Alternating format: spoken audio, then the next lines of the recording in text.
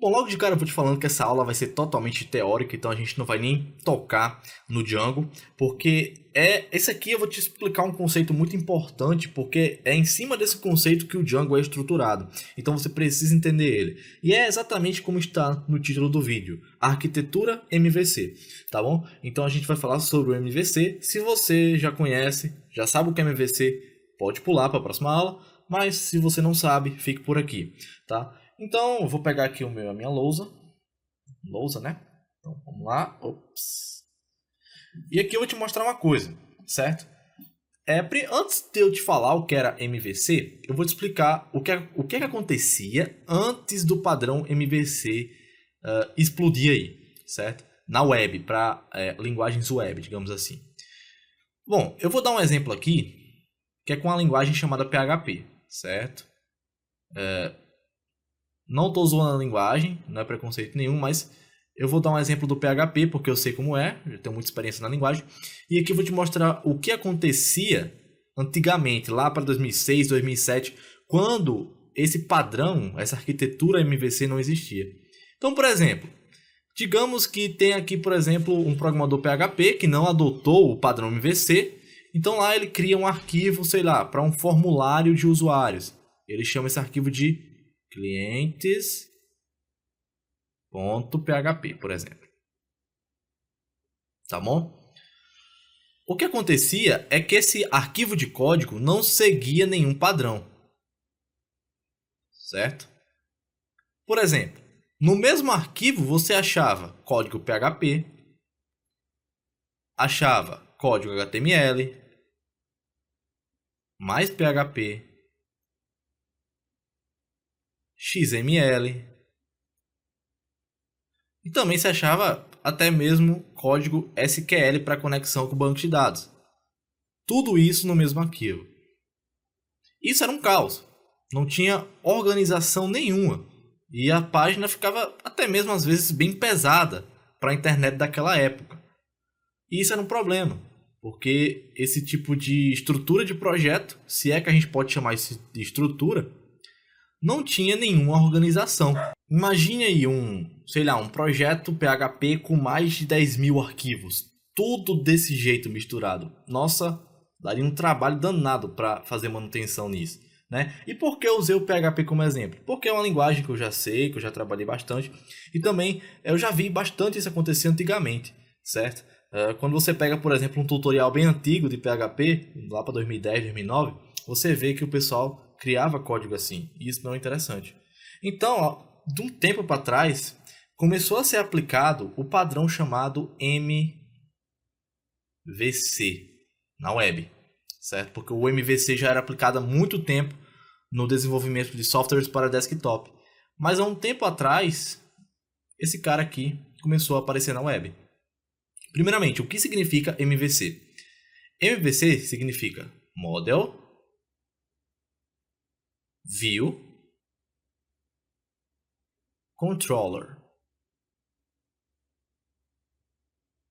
Tá? Perdão minha letra aí, mas você entendeu, né? Deixa eu só deixar um pouco mais fino aqui o pincel, né? Porque minha letra já é feia. Imagina com um pincel grosso desse jeito. Beleza. Ok. O MVC, a ideia dele é dividir esse código todo em camadas. Então, por exemplo, o código PHP fica numa parte, o código HTML fica em outra, e o código SQL para conexão de banco de dados fica em outra. Então, por exemplo, em vez desse aplicativo, dessa aplicação PHP ser dividida assim, com o MVC, ela seria mais ou menos assim. Teria um arquivo. Deixa eu fazer um quadrado aqui. Tá? Vocês suponham que esse quadrado é um arquivo. Tá? Teria um arquivo aqui para mostrar HTML. Minha letra fica pior a cada momento. E eu vou chamar... esse aqui não está aparecendo HTML mesmo. Porque eu fui inventar de desenhar, hein, rapaz? Deixa eu voltar aqui. Pronto, agora está melhor. Ou não. HTML. Por exemplo, um arquivo chamado clientes. Tá? Eu escrevi errado de propósito. .html. Tá? Legal. Então ele tem um arquivo HTML.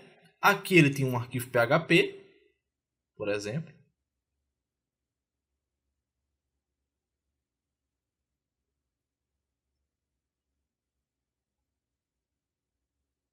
clientes.php. E aqui ele tinha mais um arquivo PHP, certo? Só que para a conexão, para relacionamento com o banco de dados. Então a gente pode dizer que o nome do arquivo era clientesdb.php, tá? Então você tinha esses 3 arquivos aí relacionados e cada um fazia uma coisa separada. Então esse é o padrão MVC. É a mesma coisa do que você pegar toda essa mistureba de código e dividir ela em 3 arquivos, em 3 partes diferentes.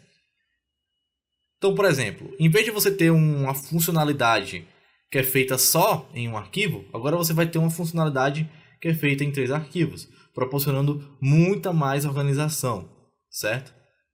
Bom, mas vamos voltar para o MVC. O model, ele é o cara responsável por se conectar ao banco de dados. Qual desses 3 arquivos aqui se conecta ao banco de dados? Esse aqui, né? Então, na nossa estrutura, esse aqui seria o model.